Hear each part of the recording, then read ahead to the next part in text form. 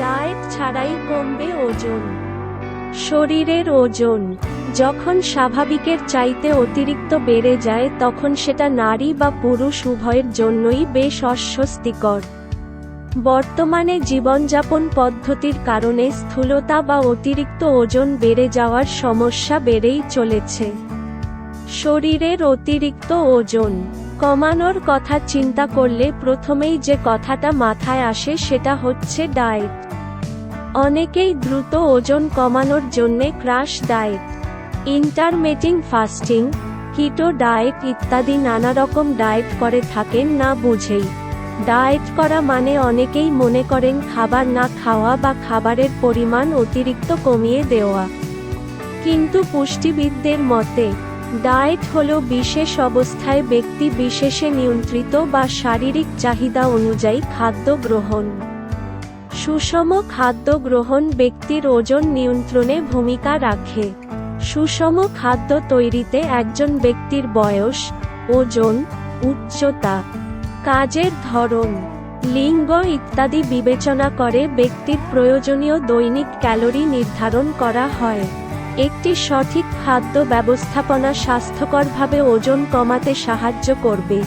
যদিও খাবার ও ব্যায়াম করার মাধ্যমে আপনি শারীরিকভাবে ফিট হতে পারবেন, তবুও অনেকেই এই ক্যালোরি মেপে খাওয়া বা নিজের পছন্দের খাবারগুলোকে খাদ্যতালিকা থেকে বাদ দেওয়াকে কষ্টকর মনে করেন।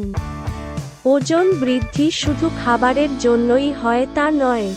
শারীরিক অসুস্থতা, ঔষধ, হরমোন ইত্যাদি কারণেও হয়ে থাকে।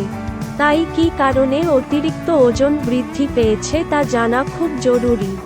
সব ধরনের খাবার খেয়ে ও জীবনযাপন কিছু পরিবর্তন আনার মাধ্যমে আপনি কমাতে পারেন শরীরের বাড়তি ওজন। আসুন জেনে নেই কিভাবে কমাবেন আপনার ওজন। খাওয়ার আগে সকালে কার্ডিও করা। নিয়মিত সকালে ঘুম থেকে ওঠার পর হালকা ব্যায়াম যেমন জোরে জোরে হাঁটা বা দৌড়ানো, সাইকেল চালানো, সিঁড়ি দিয়ে উঠানামা করা ক্যালোরি পোড়াতে এবং শরীরের বাড়তি ওজন কমাতে সাহায্য করে। যারা খাবার নিয়ন্ত্রণ করতে চান না তাদের অবশ্যই ব্যায়ামের মাধ্যমে ক্যালোরি বার্ন করতে হবে।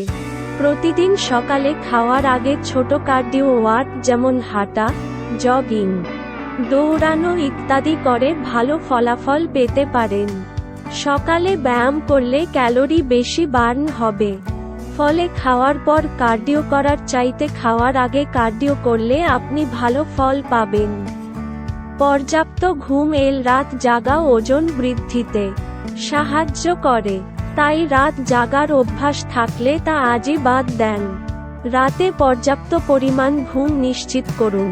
প্রতি রাতে অন্তত 7-8 ঘন্টা ঘুমালে আপনার শরীরের বিপাক ক্রিয়া বৃদ্ধি পাবে। পানি পান। অনেকেই বলে থাকেন খাওয়ার আধা ঘন্টা আগে পানি খেতে হবে।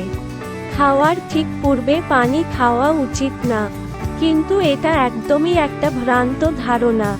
বরং আপনি যদি একটু কম খেতে চান তাহলে খাওয়া শুরু করার আগে 1 গ্লাস পানি খেয়ে নিন।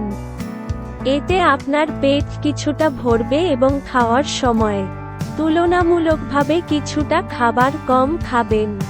এছাড়াও সারাদিনে পর্যাপ্ত পরিমাণ পানি পান করার অভ্যাস তৈরি করুন। পানি বিপাক ক্রিয়া বৃদ্ধিতে গুরুত্বপূর্ণ যৌগ হিসেবে কাজ করে। খাদ্য তালিকায় প্রোটিনের পরিমাণ বৃদ্ধি।